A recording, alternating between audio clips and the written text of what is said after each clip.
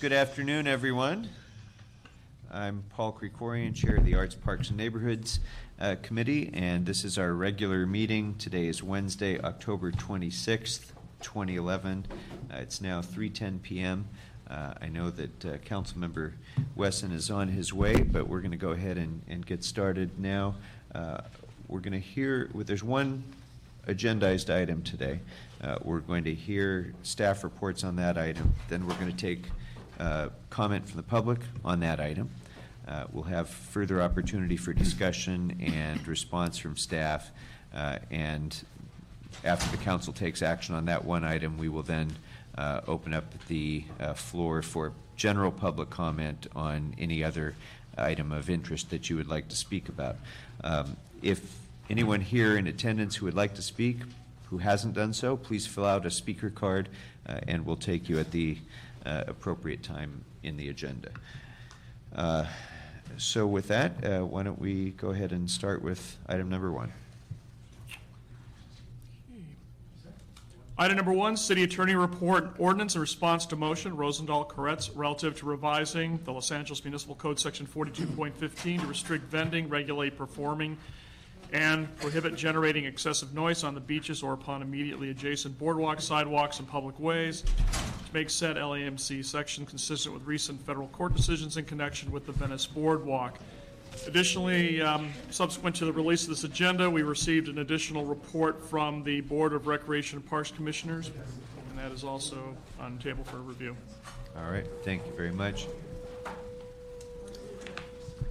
What is that sound?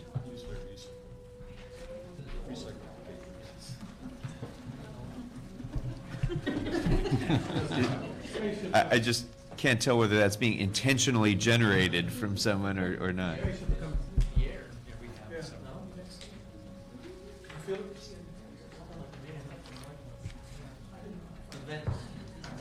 Okay.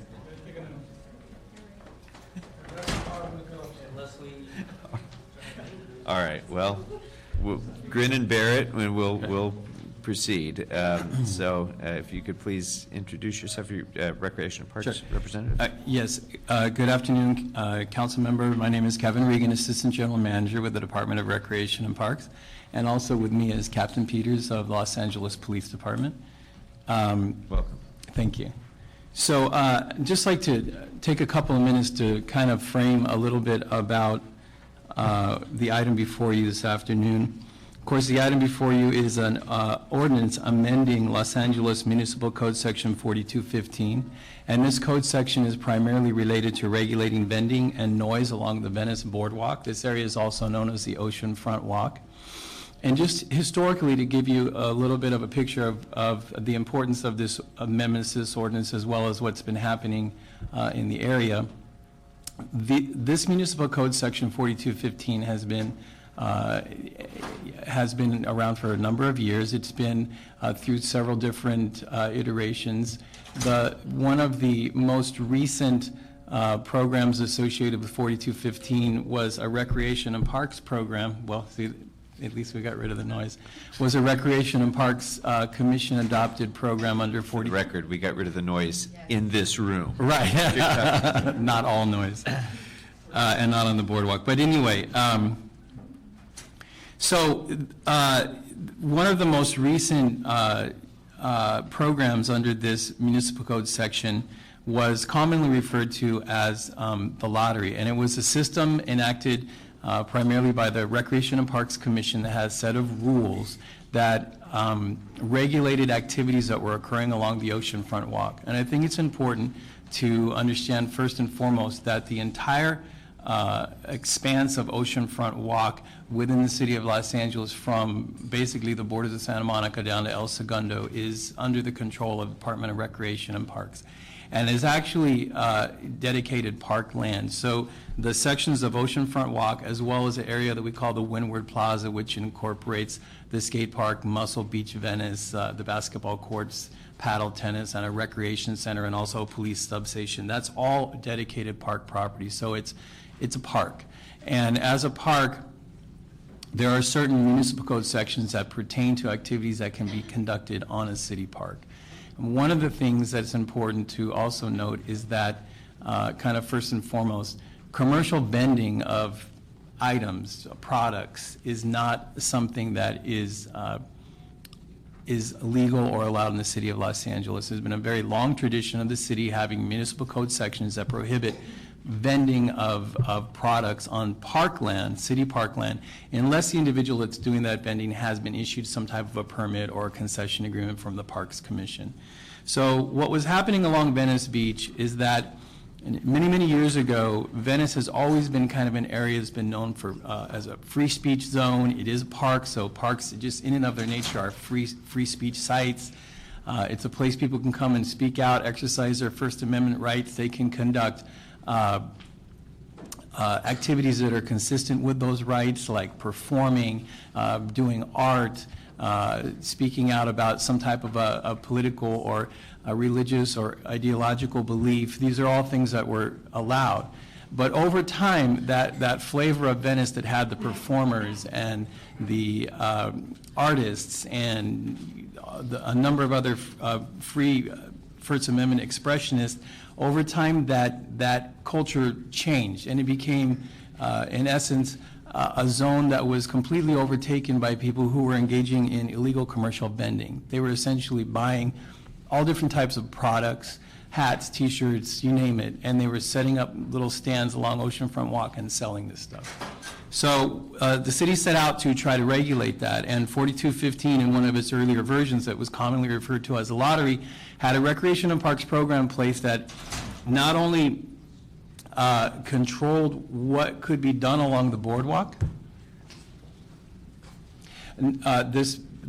This iteration of 4215 not only controlled the types of vending or performance or things that could be done along the boardwalk, but it also said that there was a system of space allocation by which recreation and park staff conducted a lottery, and that lottery would allow us to tell individuals what space they had along the boardwalk. There's 205 designated spaces along the boardwalk for this type of activity, performance, First Amendment, et cetera.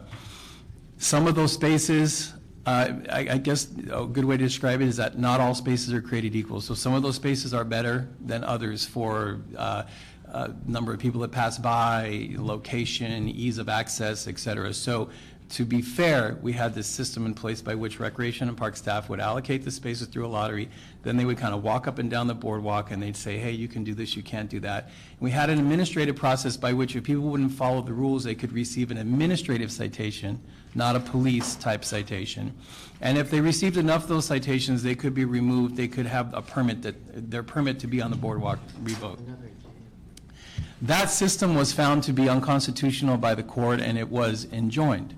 So once that happened, Recreation and Parks stopped all of its enforcement efforts of the rules, the commission adopted rules, and beyond that, there was no system of space allocation. What eventually occurred after that is that the Oceanfront Walk became even more of a place for illegal commercial vending, taken over by the strongest, and it was kind of like the strongest survived. People would fight over spaces, the number of calls for police response for disputes and other issues related to the activities on the boardwalk just skyrocketed.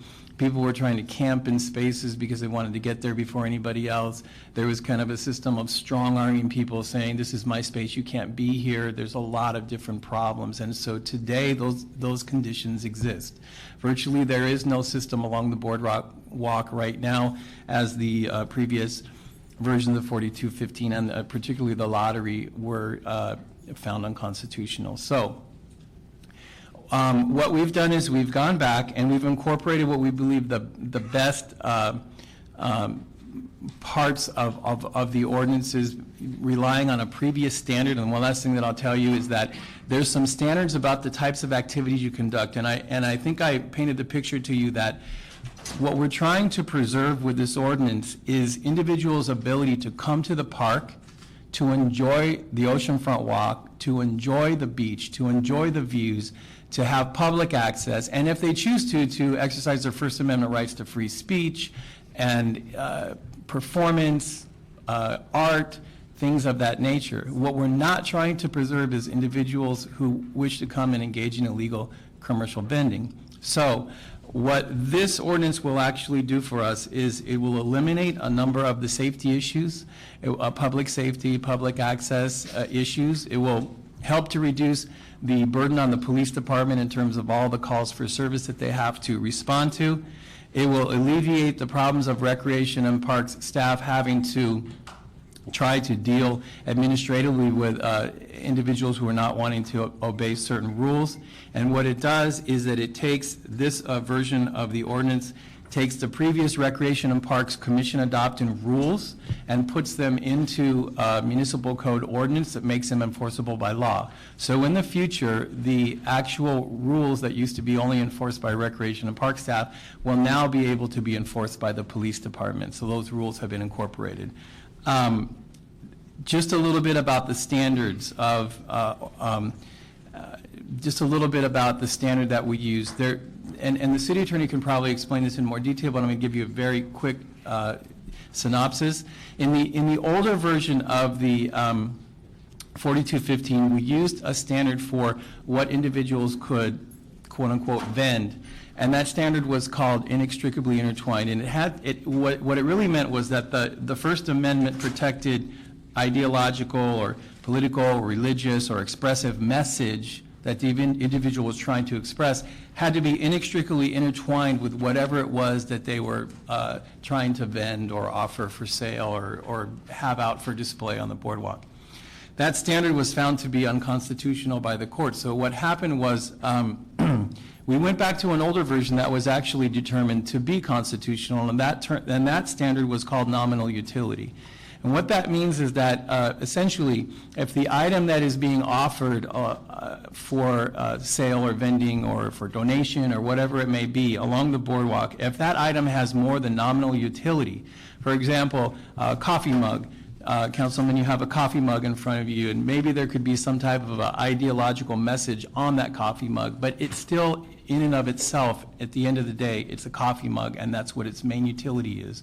So if the item has more than nominal utility, then it can't be sold or vended or offered for sale. So essentially, what this ordinance will do, it will help the Department of Recreation and Parks maintain and provide public access and First Amendment rights all along the boardwalk in this park. It will help the police department better be able to control things that are illegal and things that should not be occurring on the boardwalk. It will reduce, we're sure, their number of calls for service because it will restore some order on the boardwalk. And number three, it will bring the boardwalk back to a type of area that is a park. It is conducive to free speech. It's a zone for artists and performers and that type of activity, and it will eliminate commercial vending. That concludes my portion of the report, and police department may want to add something about the things that they've experienced. And before you begin, Captain, I just want to welcome the Honorable Herb Wesson, who's joined us. And Mr. Wesson, thank you. Captain. Yeah, Council members, my name is John Peters. I'm the commanding officer for Pacific Area. Just want to reiterate some of the aspects of this that have been commented on already. Our stake in this is pretty simple: public safety. As it goes to that, what we've seen since the old vending ordinance was injuncted or suspended, really what we've seen is just a general sense of lawlessness that's been occurring down there at Venice Beach. And certainly that we believe to be problematic. As it goes to some of the Part 1 crimes in that area that are being reported, we had a homicide earlier in the year where we had 0 last year. As it goes to our aggravated assaults, they're up 12.5%. Our burglaries in the area are up 47.5%, and our personal thefts are up 15.55%. So that's it as it goes to a crime piece, and I believe as it goes to some of the violent crime that's occurring down there, the numbers are tremendously underreported. As was alluded to earlier, there's a market for these vending spaces on the first come, first served basis. So we've had an increase in the number of homeless people that have been camping out at night, holding spots. There's an income source for them to hold spots for vendors. And there's often fights that occur as a result that don't get reported. In addition, There's people that are vying for what they would consider to be better spots than others. So we have that going on consistently. As it goes to the increase in the homeless population that we've seen down there, and we believe that this is one of the reasons why the quality of life issues, the residents and the businesses in that area are being hugely impacted.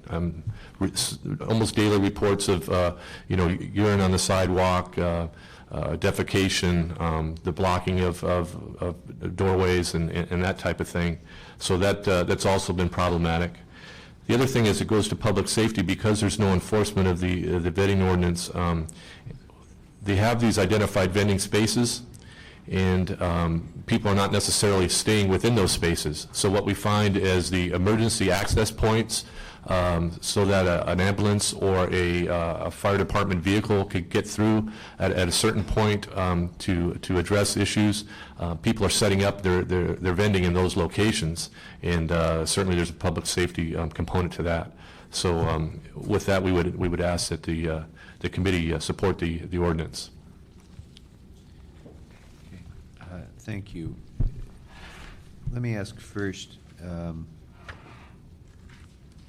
the change from a standard of inextricably intertwined to nominal utility, just as a layperson, not looking at this as a constitutional scholar or anything, but it still seems to me that there are going to be some challenges in determining what is nominal utility. And I'm wondering if this ordinance were to go forward as it is, through the use of program rules or regulations or through enforcement guidelines of some kind, will it be possible to create some sort of uniform application of this ordinance? Will it be possible to have enforcement that has a degree of uniformity and predictability to it?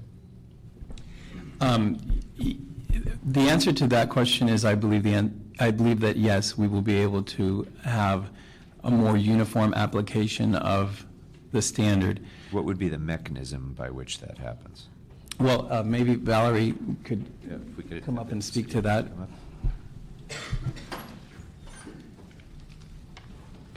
Good afternoon, Valerie Flores, Assistant City Attorney. The ordinance as drafted doesn't just set out the standard nominal utility, it actually provides concrete examples for vendors to let them know what items may and may not be vended. In fact, one of the criticisms of the Ninth Circuit with regard to our prior versions of the ordinance was that the ordinance didn't have examples. So a vendor wasn't put on notice about whether he or she could sell a particular item. The court did review and approve a version of the ordinance that was in effect in 2006. The 2006 ordinance had examples of what could and could not be vended, and the current ordinance actually repeats those same examples. And the court felt that the 2006 version was constitutional because, again, not only did the list of items put vendors on notice, but it alleviated the police from being in a position where they had to make an on-the-spot judgment about whether a message was inextricably intertwined with a product.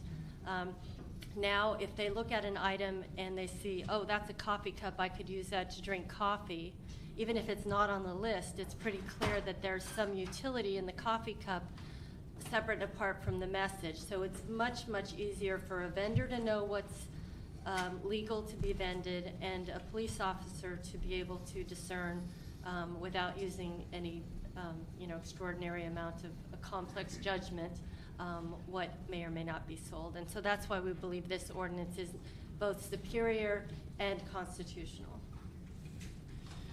Thank you. Now, before you leave, I understand that was, after the draft ordinance was prepared, there was another effort to do some outreach to the stakeholder groups in the community through Council District 11, that there were some additional suggestions that were proposed. Can you delineate both what the structure of the basic elements of the draft ordinance as it was proposed were, whether there are proposed changes, and what those are? Right. Well, first, let me assure you both that our goal at the City Attorney's Office is always to draft an ordinance that is balanced and also will survive legal challenge. This particular ordinance has been tied up in litigation for years. So we've tried to be very careful this time around. We took a draft ordinance out into the community. We elicited as much community input as we could, and we took some of those comments and actually made changes to the ordinance, the draft ordinance that we recommended to Rec and Parks be included as a result of those community forums and the input we received. Where we felt that the comments enhanced the ordinance or didn't change the standard or make it more subject to litigation.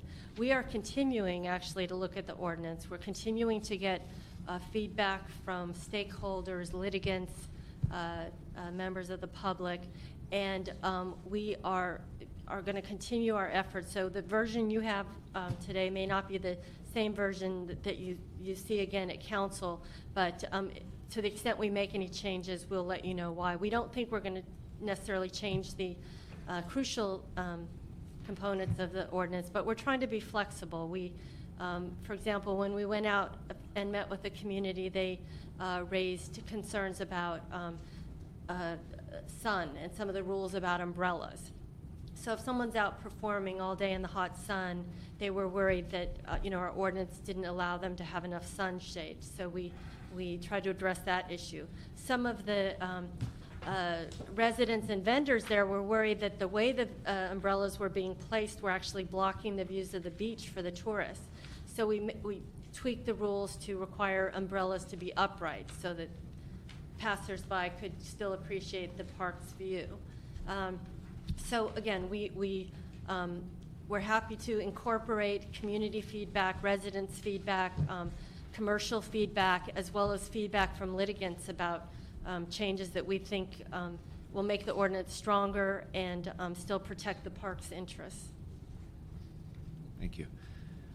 Councilmember Weston, do you have any questions of staff at this point, or should we Not take at the this point. public's We should comment? take the public comment. All right, we have a lot of cards, so we're going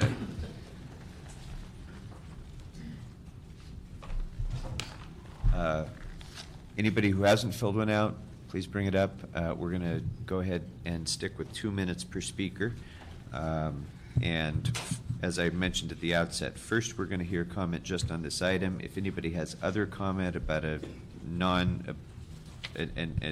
item other than this agendized item, save that, and we'll have public comment, general public comment at the conclusion of this. So our first speaker will be Michael Hunt, followed by Brad Neal.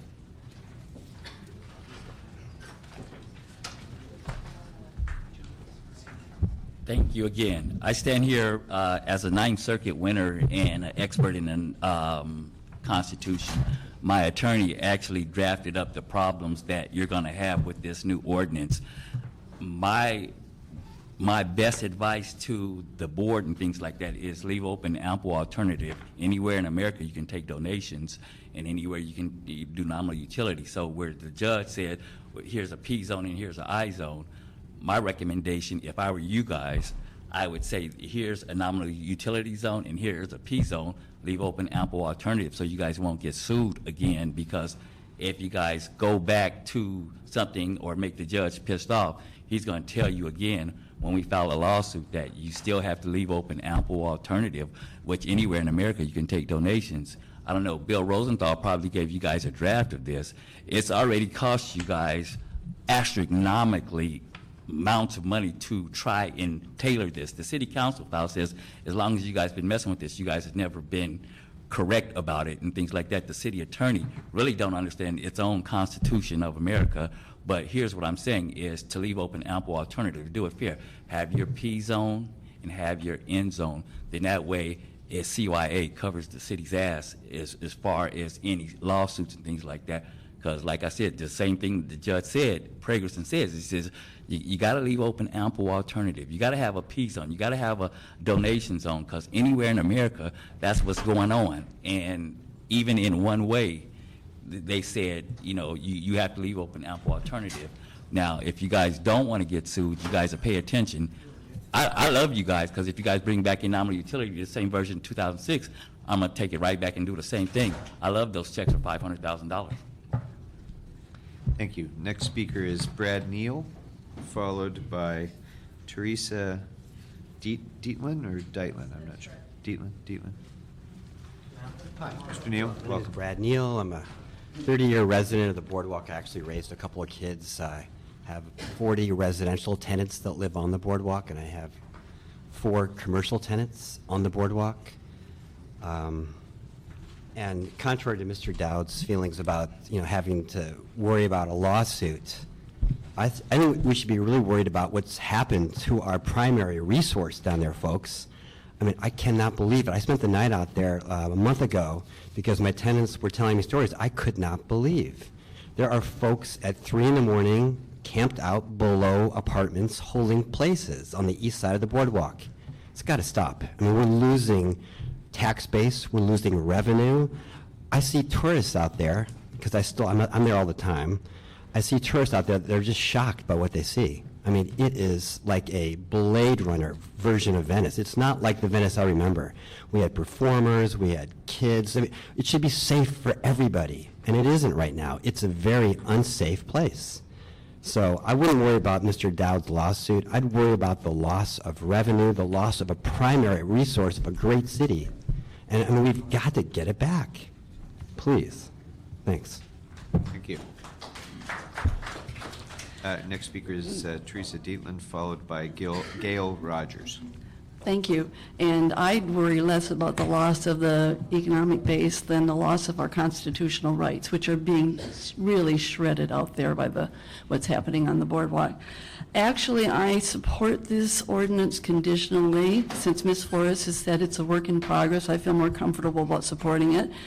I have a problem that there's no mention of the First Amendment, which is the basis of what this is all about. There's a passing mention of free speech in the ordinance. It maintains the spaces, which are an invitation for corruption and proprietorship, which several people have alluded to. And also, it's based on case law, which, from my experience of going through the various iterations of this round of it, doesn't seem to have been thoroughly vetted. So there's changes based on what they're learning about case law. And my problem with it is that I feel it really discriminates against civic-minded, constitutionally respecting, tax-paying citizens who are out there, the East Side merchants who are doing their business legally, the residents who are having problems that have been alluded to and will continue to be alluded to, and the real free speech advocates. I've been out there 11 years. I've seen the Boardwalk go through a lot. It used to be fun to go out there. Now you're sometimes taking your life in your hands. So I'm for it because these people need relief, we need relief, and we need our Constitution respected, and I would like the city to really champion that.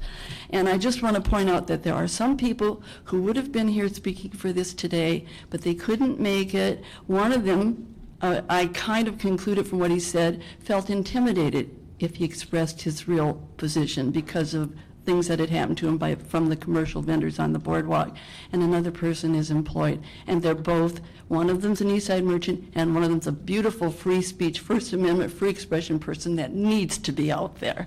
Thank you. Thank you. Our next speaker is Gail Rogers, followed by Linda Lux.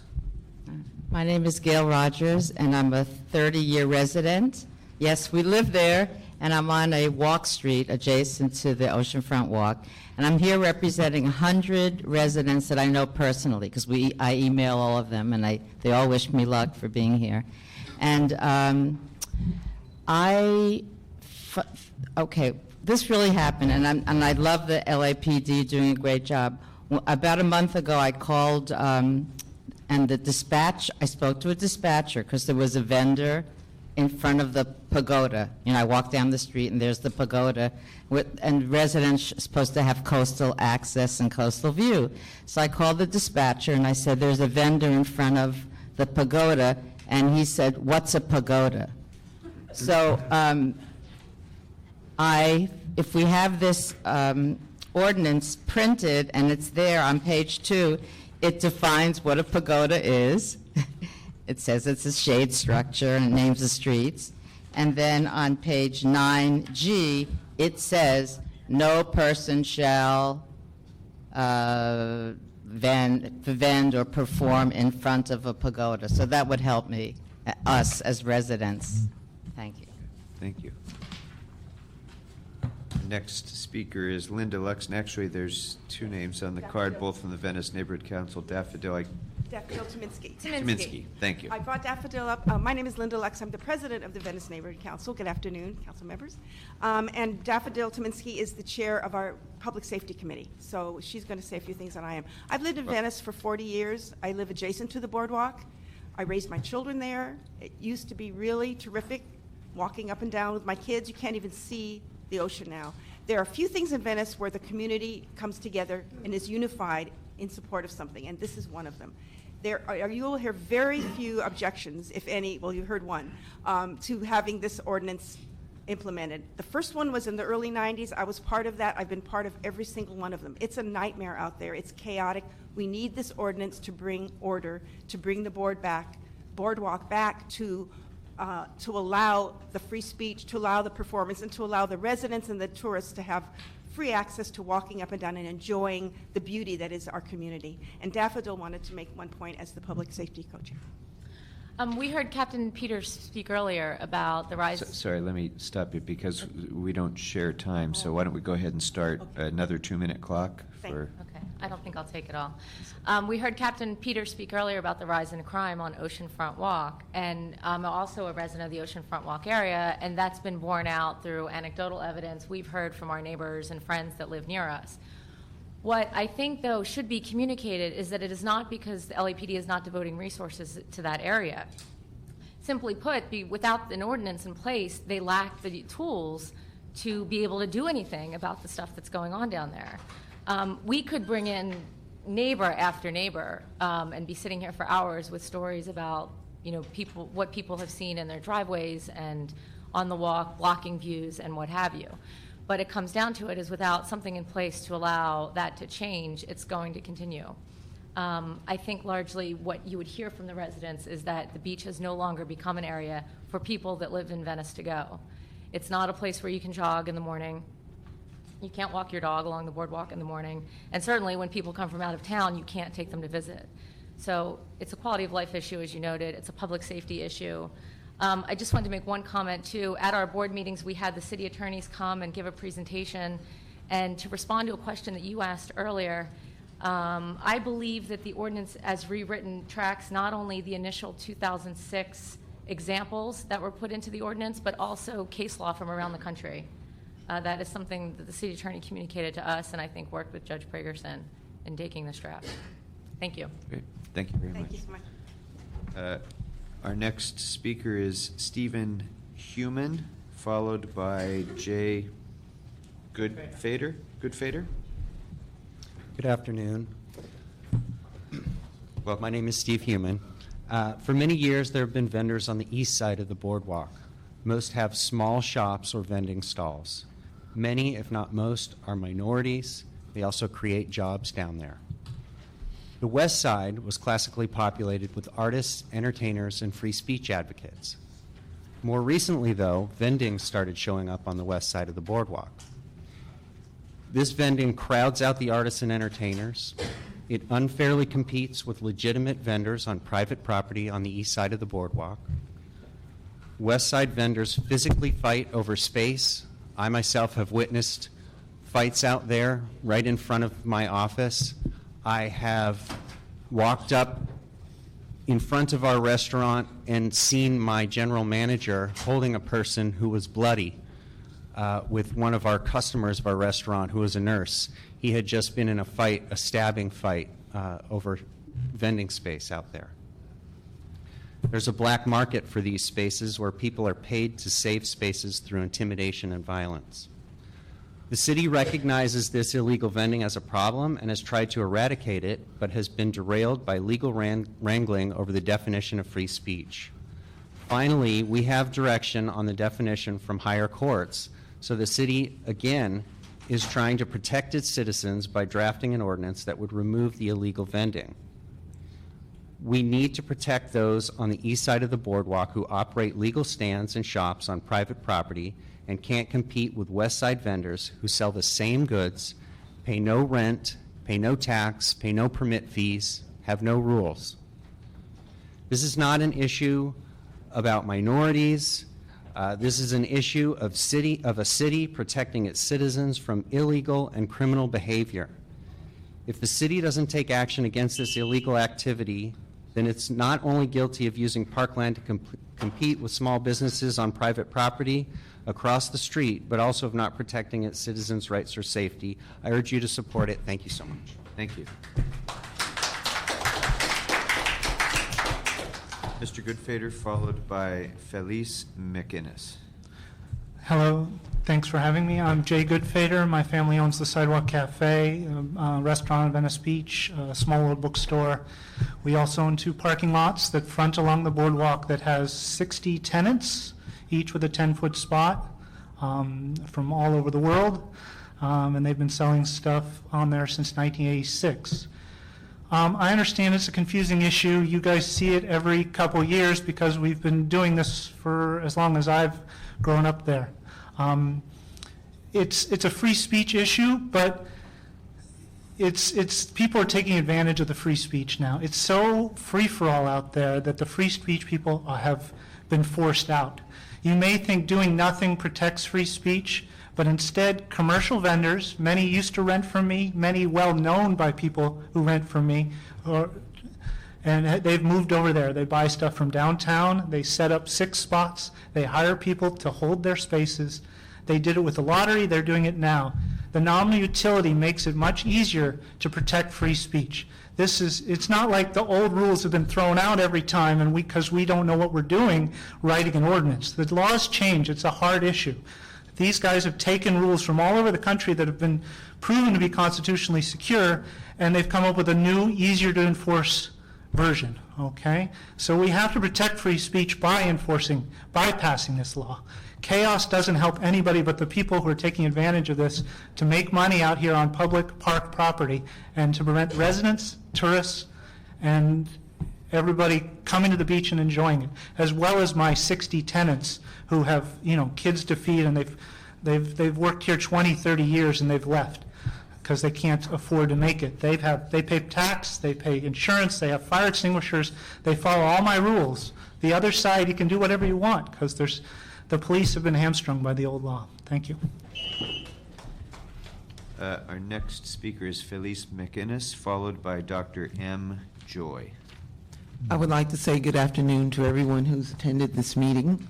I happened to be at the last meeting that was held in Venice back, I think it was in April, and I had crocheted a hat actually while I was sitting there. So I suggested that arts that can be reproduced in front of the public view be included in this ordinance. In addition to that, I have stopped coming to the beach because I knew it was going to get crazy once the lottery had disappeared. And listening here, it has gone just like I thought it would. I think it's very important. I've met a lot of artists who used to be at the beach. Matter of fact, I learned how to paint water from an artist that used to come out to the beach, but he had stopped coming because of the madness and mayhem. There are the fighting and all of that stuff. You all are well aware of it. I just hope that your ordinance includes art that can be reproduced in front of the public. I myself do many things, from photography to painting, jewelry making, etc., and those things need to be included. I've also talked to a couple of people who spin yarn out of wool. They would like to come down to the beach. This would add a whole different dimension to what's already there. It goes beyond just painting and sculpture and that kind of thing. But these things are also visually appealing to watch. And I think it would also increase the amount of visibility from tourists. And also property values would go up. Revenue would definitely come in. And potters who would like to bring out a manual wheel and do this in front of the public, people would then come out and would be also educational as well. So I'd like to thank you all if you do pass this ordinance, but include those extra provisions. Thank you very much and have a wonderful day. Thank you. You as well. Next speaker is Dr. M. Joy, followed by Stephen Fisk. Hi. My first name is Maria, and I want to say hello to all of you back in front of me. I have been in Venice and part of the Venice art community since 1971. It was totally different then, as we all know. Life was different altogether. But Venice has become trashy. It has become harsh and violent. It scares me to go down there, and I'm not a scary person or scared person. So I have a concern, first of all, in the ordinance. I'm not totally sure that it spells out how things will be enforced and regulated properly, by whom and how. And I'm not sure if that is in there, but I would like someone who knows more about those legalities to be sure that it's not just words on paper, because that becomes a problem, as it has been when the lottery system was on. The lottery system claimed to be good, but did almost nothing to regulate it, and I constantly complained, but had no voice. I also want to mention that the tourists who had in their tour books heard about Venice no longer find what they thought they read, and it is a detriment for the whole city of Los Angeles besides Venice. The image that we had is gone completely, besides the fact that there is an increase in what I talk about, violence, in harshness, people saving spaces, people throwing trash around, people not washing, to put it nicely. It's sort of not just homelessness, that's not the main issue, it's a disregard for where they are and what they are and who else is next to them. Years ago, there was a person who worked on the LAPD called Sergeant Fogarty, and he and an officer, Thissing, used to ride around, and they would tell people who had things that were not to be sold on the beach to quickly get off, and people had to. That was police enforcement in those days. It worked. It was determined by selection, by rules, but it was also having regulation. That's what's really missing. And I don't mean hard, harsh, bad things. I just mean really take care of business. Thank you. Thank you. Our next speaker is Stephen Fisk, followed by Barbara Duffy. Fisk. Good afternoon. My name is Stephen Fisk. I represent an organization called Friends of the Boardwalk. We've been meeting at the Sidewalk Cafe weekly and having constant dialogue about the issues pertaining specifically to the Boardwalk, which is the most visited tourist attraction in Southern California and should not be allowed by the city to decay, which is exactly what has been going on. Friends of the Boardwalk is putting forth a program called Ambassadors, the Boardwalk Ambassadors, and this is a citizens group that would help manage and oversee and greet and help create a welcoming atmosphere on the boardwalk, which is desperately needed. We need this ordinance because what's happened, as you have already heard, is lawlessness and unfair business for the merchants. So any ordinance is going to have its difficulty because this is a very complicated urban setting involving a whole spectrum of residents, merchants, tourists, performers, artists, free speech advocates, the LAPD, the Department of Recreation and Parks, so forth and so on. It's very, very complicated. But the main issue I feel and our organization feels is that there's been a lack of management on the boardwalk. There needs to be a daily presence out there that helps maintain a consistent operation of how this living human stage is to be managed. It's a human stage of presentation, of expression, and any stage needs stage management, and there hasn't been any management because the Department of Rec and Parks just hasn't had the personnel to do it, and it's not part of what the police really should be doing. So we're offering an alternative in terms of operational procedure on the boardwalk. and we hope that you will support this ordinance. Thank you. Thank you very much. Next speaker is Barbara Duffy, followed by Lizbeth Mateo. Ms. Duffy, welcome. Good afternoon. I'm a merchant on the east side. I've been there for 33 years. And the problem, of course, I hate to be repetitious, but I have to represent the merchants on the east side. There's approximately 130 of us over there compared to 200 and some odd on the west side.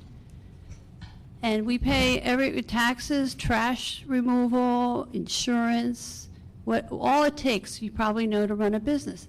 And when you look over and you see those people, they take the public trash cans and use it for their own use. They'll pull it back behind their stands or their canopies. And even the general public walking down the boardwalk cannot see them, cannot use them. If I go over there and use a public trash can for my own business, I could get a $60 ticket for that. I have to have a trash bin in the back of my building, and that's only fair. But it's, as far as the donations are concerned, that has been terribly misused. They quote a donation and they want an exact price. As a rule, they won't go any less. So that there's no donation. That's just a loophole for them to put the donation sign out and then to simply say, well, I want $10 for that, you know. Anyway, it's very unfair, and a lot of businesses have gone out of business on the boardwalk. One man was there 25 years. He left at the end of October. He said, I can't take it anymore. And these are hardworking people. We're mom and pop stores. There's no chains down there.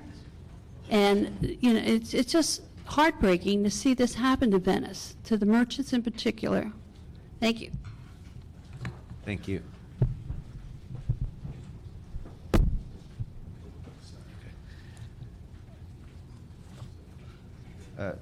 Ms. Mateo, before you begin, if you'll indulge me, we've been joined by Councilmember Rosendahl, who's walked in, and I'd like to invite, as a matter of courtesy to the council member, if he'd like to say a few words.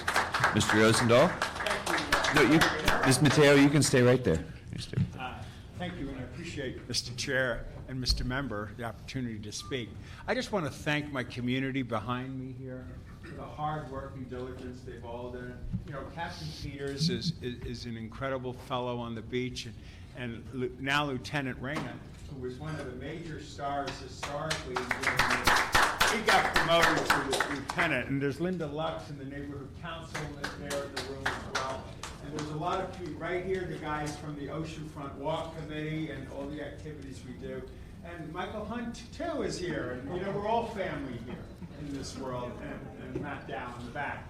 Our bottom line is we want an ordinance that we can all live with and work with that truly reflects Venice in its best ways, the art, artists, the entertainment. I mean, Jingles has been there for 40 years, and I knew him when I was walking the beach in '78. And he was there. So my hope is we can come up with an ordinance that can stand the muster in a legal situation, and at the same time allow free expression and art and music, protect the businesses on the east side from unfair competition on the west side. So when we walk the beach, and 1 million people do every year, we'll feel comfortable that all of the aspects that make Venice great continue. And I just wanted to come up and just thank everybody in the room here for participating in it. Great. Thank you, Mr. Rosendahl, very much. And let me just say, I know that you and your staff have just made incredible efforts, gone above and beyond the call of duty to try to take in as much stakeholder input as you can and grapple with a very, very complex issue. And so I just want to applaud you and your staff for the tremendous work that you've done in getting us to this point.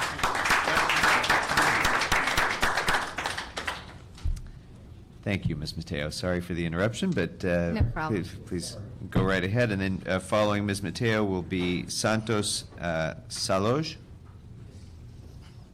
All right. Good afternoon, everyone. My name is Lisbeth Mateo. I've been working at Zelda's Corner, a small deli on the east side of the boardwalk, for 8 years, probably over 8 years, since I was fresh out of high school. And working at the deli enabled me to put myself through college. So it's very important to support this ordinance, in my view, because what's going on the east side, the west side of the boardwalk, all the violence, all the merchants selling things that they shouldn't be selling, has slowed down business for the east side merchants, for people who are paying rent, who are employing hardworking people and young people like myself who need these jobs. What's happening right now is a lot of this small businesses are losing business. A lot of people are not coming to Venice anymore, so they have to let some of their employees go. So if I lose my job or if other people lose their jobs, that's a big issue. And so I think that's another point that needs to be made in support of this ordinance, that there's employees, people, hardworking people who are being affected by everything that's going on in the boardwalk. So I really urge you all to support the ordinance and put some order in Venice, because I grew up in that area, and what's going on there, it's really awful. I have friends who come from out of town and are afraid that they're going to get shot, and that's just really really sad to see for someone who grew up in that area. Thanks. Thank you. Our next speaker is Santos Salosh, followed by Laura Lee. Yes, thanks so much for the opportunity. I am a merchant from the east side of Venice Beach and the Boardwalk. I've been there for almost 15 years. I'm here. The reason why I'm here is to come to explain to you. Maybe you guys can do something for us, because we losing our store. Everybody, we know that we are a lot of Korean there too, but maybe because we don't speak English very, very well, that's why they're not here. But pretty much we are in the same situation. We can't compete no more with these people in front of us, because they bring pretty much everything we have in our store. They have everything, so we have to give our stuff away, because we can't make the rent. We pay taxes, we pay everything. Like the same store we have everybody, same store we have it too. So if you guys can do support. We can do enforce the law. So we appreciate it. Thanks very much. Thank you. Our next speaker is Laura Lee, followed by Moses Musli. Hi, thank you for having us here. I first went to Venice Beach as a tourist many years ago, and it was so much fun. And I live in Venice, just off the boardwalk, and my husband and I own a business, a little sandwich shop. And we've been there for about 13 years. I am so disheartened by what has happened to my neighborhood. It's really wrong. And for people to claim free speech and to see what they're doing with it it's disgusting. You've heard all the stories of what's going on down there, so I don't need to repeat it. But I used to always bring friends to the boardwalk as one of the first things to do in LA, and I don't anymore. Everyone I know who lives and works in the neighborhood doesn't even want to walk down the boardwalk. So I really urge you to support this. Thank you. Thank you. Our next speaker is Moses Musli, followed by Matt Dowd, and as of now, that's the last card that I have on this matter. If anyone else would like to speak, please fill out one of these cards and bring it forward. Hi. Sure, welcome. Yes, thank you. My name is Moses Musli. I'm a business owner on the east side since 1993, and I've seen a lot on the boardwalk, a lot of changes happening. But the last 5 to 10 years, it's a lot of bad changes happening to the boardwalk. It's not good for the community, for Venice, especially the illegal commercial vending. And we have to stop that as soon as we can and bring back the local artists and the performance. It's good for Venice and for all the community. Thank you all. Thank you very much. As of now, the final speaker that I have on this matter, unless anybody else fills out a card, is Matt Dowd. All right, thank you. So first of all, the city attorneys are not to be trusted, and here's why. 3 years ago, we were in this exact meeting, and they're telling you, oh, the federal judge made this lovely ordinance for us because we're not capable of making it ourselves. And then I turned around and found holes in what they did. It's not because of these ordinances half of the time. It's because of the application. And it's LAPD. And if you release this to rank and file officers just driving down the boardwalk, they're going to make mistakes.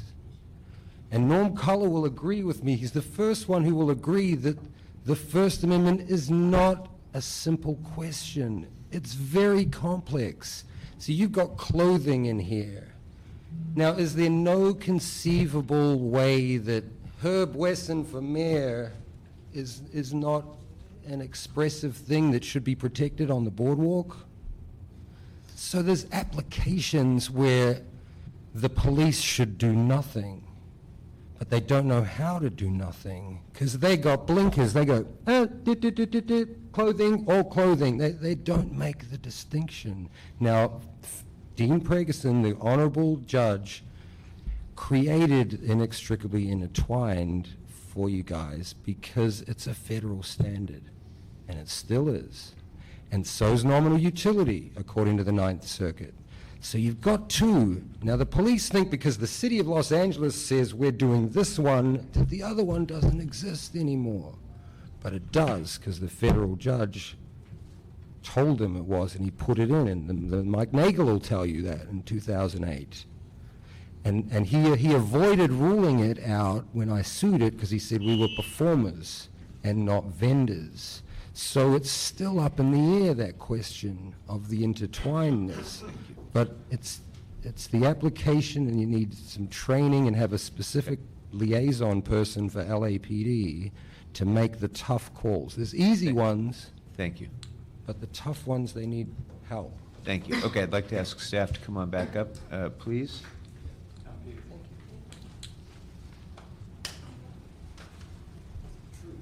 You're true. You're true. Judge agreed with me, though. All right. All right, Mr. Dowd, we're going to need to have order. Mr. Weston? Do you have any questions you'd like to pose of staff after hearing the public? You know, when I was young, my grandmother would say that, you know, stray cats in the neighborhood, and I'd want to give them milk. And she said, if you give them milk, you'd never get rid of them. I feel like we have never come up with a way to get rid of this concern. In the brief period of time that I've been here, we have discussed this numerous times. I think I understand the issue, and I think I understand the challenges. But I do have concerns where it relates to us legally exposing ourselves. But coming from a Sacramento background, where there are some people that don't think that's a good thing, but one thing that I learned there was to respect the job of the various committees and the chairs. So I have the highest respect for you and Ms. Flores, the PD, and Rec and Parks. I think we've dealt with this issue so many times that if we spend a little more time, afford the city attorney's office the opportunity to tweak it, to try to program with LAPD to come up with, you know, how we do enforce, as Matt said, those challenging issues. I would hope that we could put something together. The only thing I don't want to do, but I'm going to defer to you, is, you know, I don't want to just pass something to pass something. Mm-hmm. I want us to try to tackle this issue and do it where it meets legal muster. So I do have a question. Can you do this?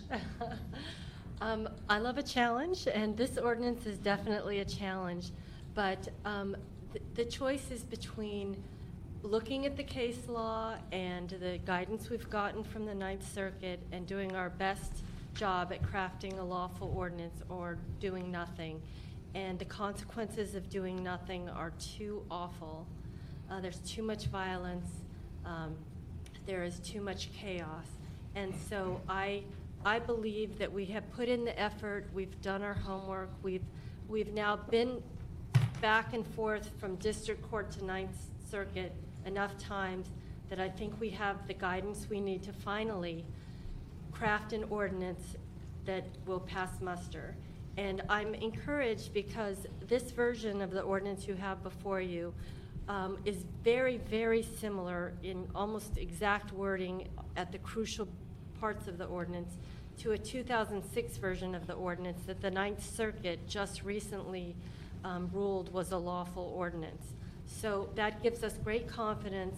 And again, we, not without risk, but the risk of doing nothing is so much greater than the risk of facing a lawsuit that we've done our best to craft an ordinance we think we can, defend in court, and we really, really want to move forward with it. Okay, Mr. Chairman, I would be willing, if it is your desire, to move this today with the understanding that, we all received a document, at least I received it this afternoon, and to know that the city attorney's office would be in a position to return and to maybe deal with the various questions that came up where it relates to this letter from the attorney. And I guess the last thing that I'll say, and it is terrible for me, one of the first places, I'm from back east, so I'm always having friends and would-be relatives visit. And the first place, they're good, they just would be, but they're good. And the first place we would go, because it was free, and it was Venice Beach. And there was never a fear of violence. There was never a fear, you'd keep your hand in your pocket because you didn't want somebody to come by and clip you. But it was a good place to go. And now I don't bring people there. So again, I'm waiting to hear how you think you're going to get us out of this mess, and I'm willing to back you 100%. Thank you very much, Mr. Wesson. Thank you. I do have just a couple of questions and comments, and then I think we can move forward.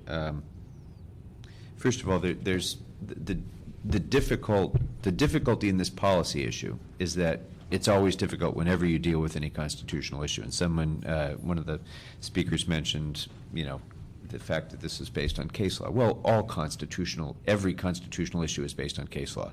There's a First Amendment, everything else is case law.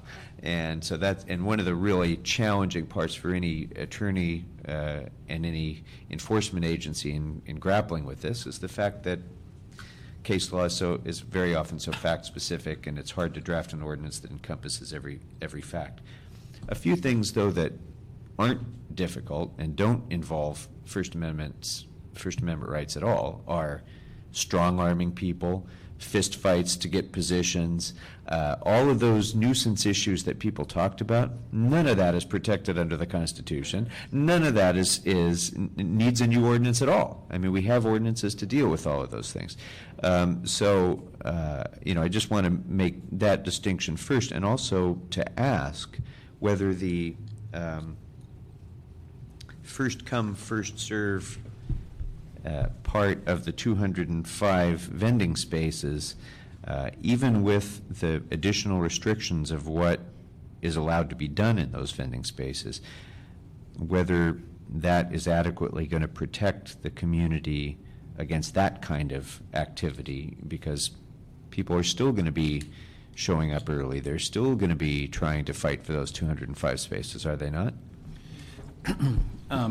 Councilman Kevin Regan, Assistant General Manager, Recreation and Parks. I'll try to answer your questions, and if I need help from either of the other two, they can join in. First off, you're absolutely correct, and there is no new amendments needed to any municipal code to respond to things like strong arming or beatings or stabbings or all the other things, or people camping on the boardwalk or all these other things that are happening. And certainly the police can respond to all those, and in fact they do. But what we're trying to do with this ordinance is we're trying to prevent those problems before they occur. And there's a very specific language in this ordinance that not only allows the police to have the enforcement tools that they need to respond and react and enforce the law, but this ordinance contains specific language that will help us prevent these incidents from even happening at all. And I mean, the things about camping on the boardwalk, the things about taking more than your allotted space, that it's all in here. It's contained within the program rules. And as I mentioned to you in my previous testimony, the Department of Recreation and Parks staff, like recreation staff, like rec directors and part-time employees that do basically sports programs and cultural programs in previous iterations of the ordinance were the enforcers of this. And so it really had no, I mean, we could suggest, we could say, hey, you can't really do that. And we actually were effective because we gained a rapport with the folks on the boardwalk, but we didn't have any type of enforcement ability the way the police do. And so that's the beauty of what's happening here, is that those rules, which are all good rules, and those rules prevent a lot of what's happening today. As you heard from Captain Peters, there's a sense of lawlessness because in reality there's nothing there today.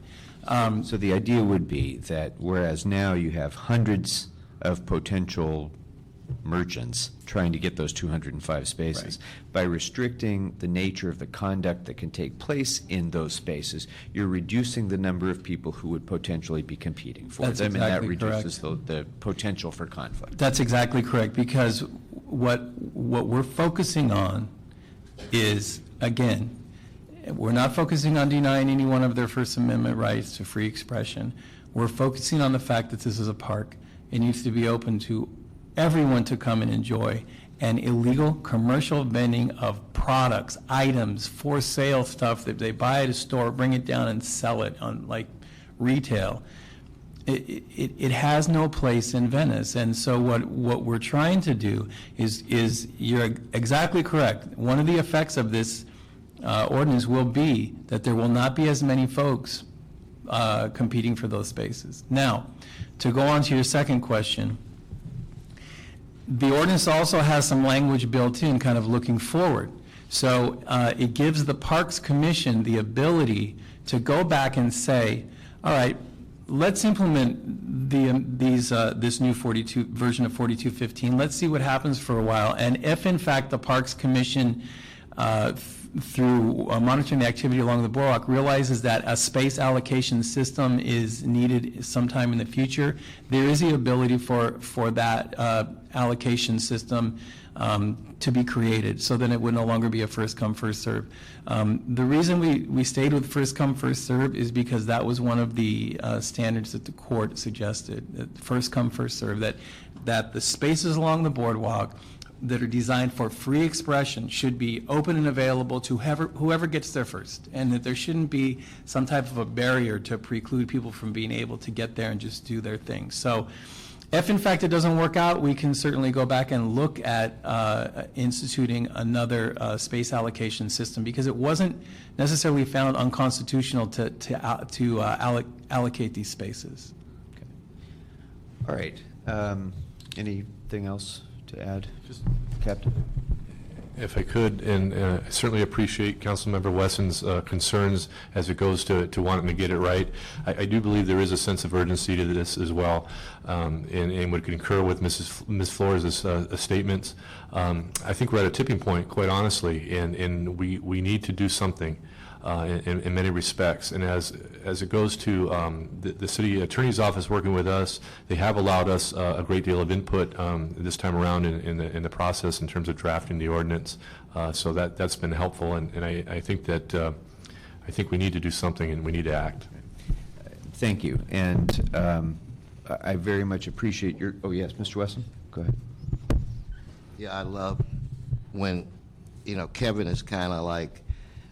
When I look at him, I know that the seasons are getting ready to change, because whenever it's beginning to be winter, he grows a beard. So hopefully the next time I see him, he'll be clean shaven. I've been hanging out at Venice. And he told me, I said, why are you doing this? He's going through a crisis. Why don't you buy a Jaguar or something? I'm curious about how this first come, first serve would work. And how will it be enforced? Yeah, one comment about that. We're going with the first come, first serve system as our first method. If it doesn't work, we, again, have built in some mechanisms in the ordinance to try some sort of an assignment system.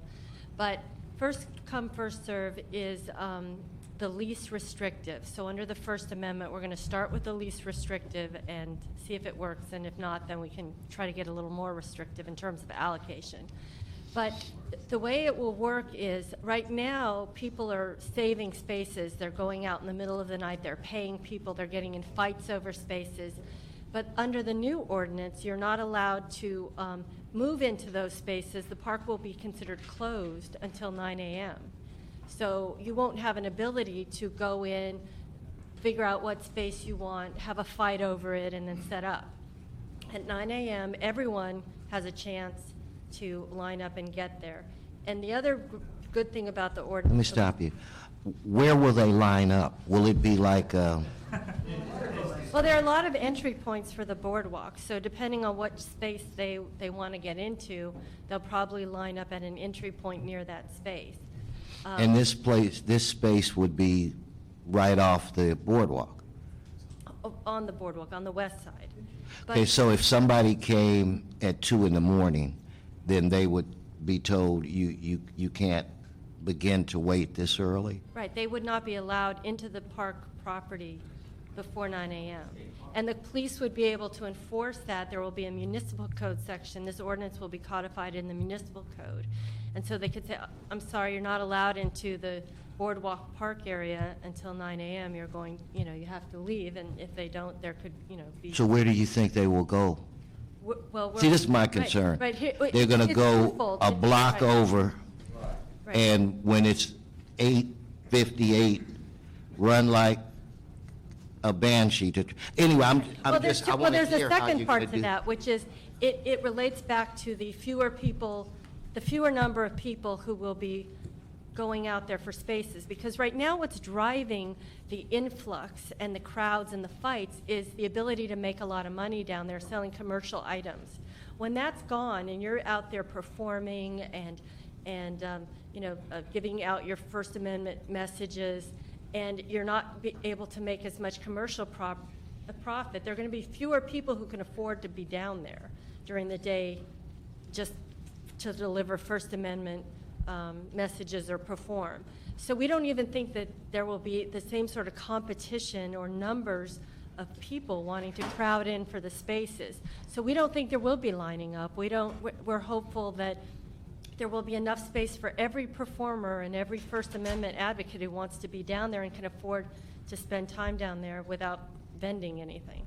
So we're hoping that that taking out the commercial component along with setting park hours will work. And if not, again, we can tweak it. There are provisions where we can make adjustments. I just don't want to push the problem another block east. Nor do we. Absolutely. Okay, well, I know that you mentioned, Ms. Flores, that this is a little bit of a work in progress. There's still going to be further work done. Under typical circumstances in a situation like that, I would like to have that work come back to this committee. But I think I give you a great deal of deference because you're the one who has read the cases. You're the one who's lived with this. I don't want to second guess your judgments on the legal issues involved, number one. And number two, I think it was very clear from the comments that we heard today and from the captain's closing comment that there is a great sense of urgency in trying to get an enforceable mechanism done to try to bring order to this situation. And while all of us are very much eager to promote and encourage protected expression. That is, after all, what Venice is all about. Time, place, and manner restrictions that are enforceable and constitutional are necessary in order to protect people's ability to express themselves and to protect all that is special about Venice. So I'm prepared, Mr. Wesson, thank you for your motion. I'm prepared to move this forward to council. I would ask that with your indulgence, Mr. Wesson, that if there are additional changes that are made to this ordinance between now and the time that it gets to council, that Ms. Flores and in particular, if you would work with my office, please, and make sure that we have the opportunity to weigh in on that before it gets to council. I'd like to have that opportunity as chair. But Mr. Wesson, I agree with you. I'm very supportive of that. So I will be happy to second your motion, Mr. Wesson, and it will be the unanimous order of this committee to move the matter forward to council.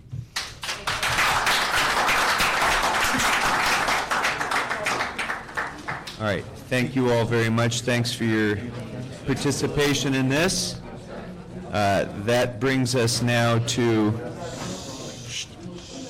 and as the meeting's not quite concluded, folks, so if you could try to keep your conversations down while you exit, if you are exiting. That brings us to general public comment.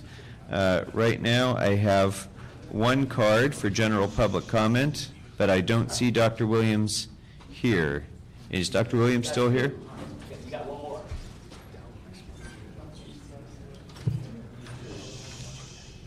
Okay, Dr. Williams left written comments, so those will be taken under consideration.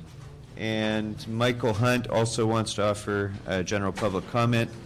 If there's anyone else who would like to offer general public comment, please fill out a card and bring it forward. Mr. Hunt. Thank you guys for bringing the ordinance in. I think you guys really did us a favor. Here again, if you guys didn't listen to what Ferguson said about ample alternative, you guys will in the next lawsuit.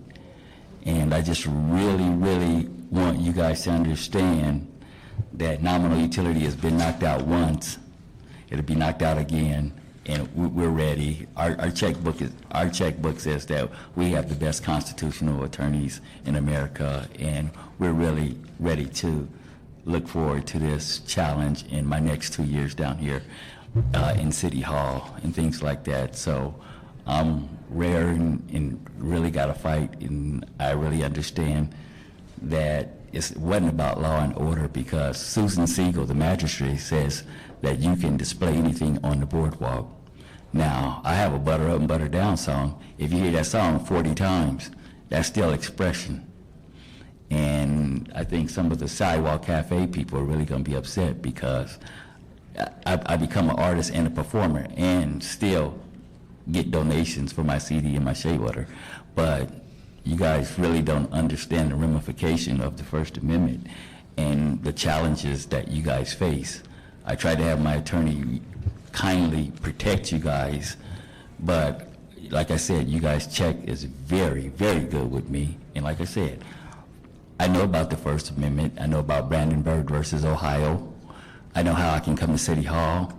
I know what I can do, and I know how many people, and you guys just gave me a check, a 6-digit figure check, so I'm ready. Matt Dowd. All right. Yes, so, here's a couple of things I want to talk about generally. First, okay, and I'm glad I've got the opportunity to talk right here, because I feel like this is the best one we've had. The city's never come to me since I filed to say, gee, you're the one who put together the motion for the preliminary injunction that knocked out the lottery. You had your great lottery in the permit system, and I knocked all that out. And see, these people here, they don't understand. They all come down and speculate, or they speculate about the First Amendment. What I went through was mind-numbing typing and formatting and understanding, because that's the judge who put in that 2008 ordinance. So I was suing his own creation. I mean, what balls do you have to do that unless you got something? So I think I understand the concepts. And the judge agreed with me, and he knocked your guy out. He made your guy say fuck in court, because I talked about this ordinance and I had to use that language at city council, and the judge made your guy say it in open court. And that's why I'm taking every comment I can take, because I had so much taken away from me. I'm taking every second I can get to make up for it. And if you understand that, you'll understand where I'm coming from. And I've been through it, been through hell with these guys, and the lawsuits, and all the court appearances, and all the criminalizations, the appeals, Hill Street. I'm the expert. That's what the $800 an hour attorney calls me, and yet they don't come and say, gee, Matt, how should we, because I like this ordinance. The ordinance is good. It's your application, it's going to get you in trouble, because if you screw up the application, that's grounds that the judge will go, gee, maybe there is problems with this. You see what I mean? Thank you very much. This meeting is adjourned.